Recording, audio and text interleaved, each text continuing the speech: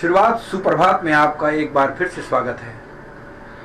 हम आपको आज फिर साईं बाबा के चमत्कार और उनकी कृपा के बारे में कहानी सुनाएंगे। दामोदर को सांप के काटने और साईं बाबा द्वारा किसी भी प्रकार के तंत्र मंत्र दवा औषधि आदि के बगैर उसके शरीर से जहर का बूंद बूंद बाहर टपका देने की चर्चा पूरे ही गांव में हो रही थी।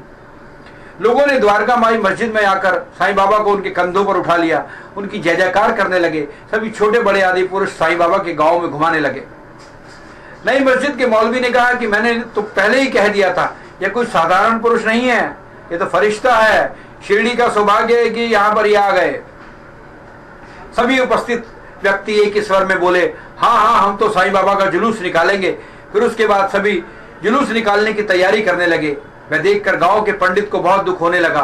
पूरे गांव में वे ही एक पंडित थे जो नए मंदिर के साथ साथ पुजारी, वैद्य और पुरोताही का काम किया करते थे। इसमें उनको साईं बाबा की कुछ चाल नजर आ रही थी। साईं बाबा एक चमत्कारिक पुरुष हैं। पंडित इस बात को मानने के लिए तैयार नहीं था।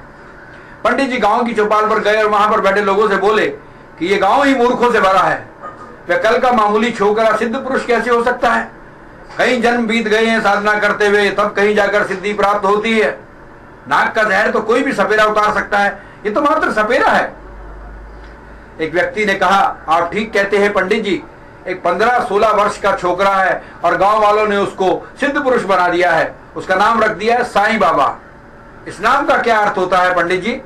पंडित जी ने कहा कि उससे ही जाकर पूछो जिसने इसका नाम रखा है। फिर पंडित जी ने कहा कि आओ पुरानी मस्जिद में देखकर आओ वो क्या कर रहा होगा। तभी ढोल धमाके की आवाज सुनकर पंडित जी चौंक गए। उन्होंने देखा सामने साईं बाबा की शोभा यात्रा जयकारे के साथ आ रही है। एक पालकी में साईं बाबा विराजमान थे। पंडित जी ये देखकर हैरान थे। दामोदर और उनके साथियों ने पालकी अपने कंधे पर उठा रखी थी। उनके साथ गांव की कई और महिलाएं भी थी। यह देखकर पंडित जी आपा खो बैठे और वे गला फाड़ फाड़ कर चिल्लाने लगे, अरे सत्यानाश हो, ये ब्राह्मण के लड़के भी हम इस सपेरे के बहकावे में आ गए। अरे तो बहुत ही बड़ा जादूगर है, कोई सिद्ध पुरुष नहीं। नौजवानों को इसने अपने वश में कर रखा है। एक दिन भी ये कभी किसी तरह शैतान बन जाएगा। साईं बाबा की पालकी में भीड़ बढ़ती जा रही थी और ग्रामवासी नाचते गाते झांझ बजीरा बजाते आगे निकल गए। महिलाएं अपने अपने घरों में साईं बाबा का स्वागत कर रही थी। यह देखकर पंडित जलमुन गया और पैर पटकता हुआ अपने घर वापस चला गया। देखा आपने किस तरह से साईं बाबा अपनी कृपा करते हैं, अपने चमत्कार दिखाते हैं और भक्तों पर दया करते रहते हैं। आप भी ऐसे ही साईं बाबा की कृपा आप सब पर भी हो। और आप हमारे चैनल शुरुआत सुप्रभात पर सब्सक्राइब कीजिएगा और कमेंट्स दीजिएगा। जय साईनाथ महाराज की जय।